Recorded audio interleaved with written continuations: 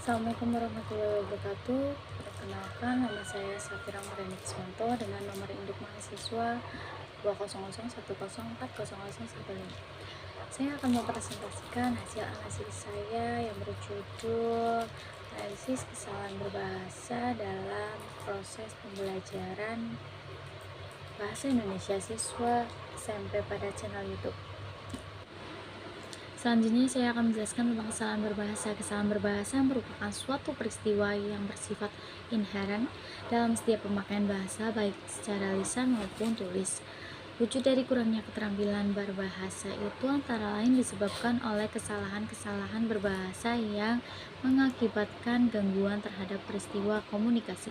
Sedangkan dalam pemakaian bahasa, secara khusus, kesalahan berbahasa sengaja dibuat atau disadari oleh penutur untuk mencapai efek tertentu.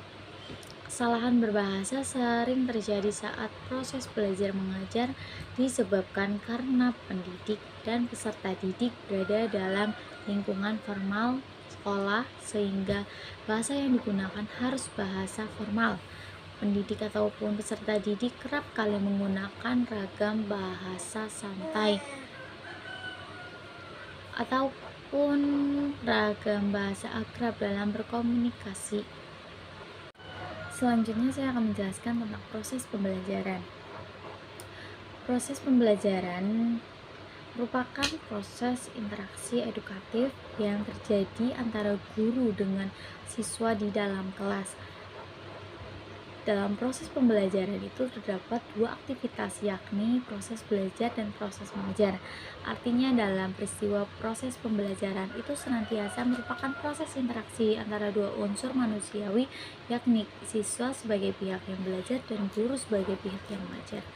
Adapun yang merupakan inti dalam proses, tentu dalam sebuah proses terdapat komponen-komponen yang saling terkait.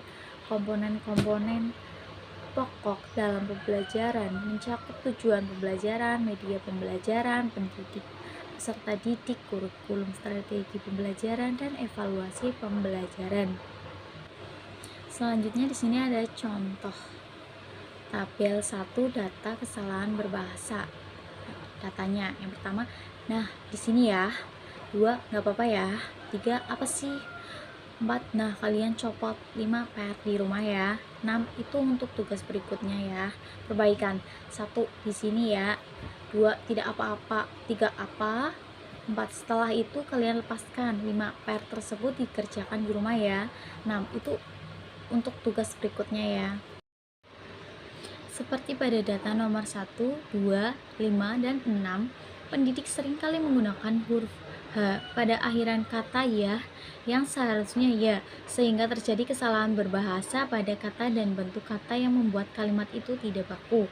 Sedangkan pada data nomor 3, kalimat akan menjadi baku saat ada penghilangan kata sih dari kata apa sih menjadi apa. Dari data nomor 4, kesalahan berbahasa dapat diklasifikasikan pada kesalahan bentuk unsur daring, sehingga frasa atau kalimat di luar kaidah bahasa dari kalimat nah kalian copot menjadi setelah itu kalian lepas.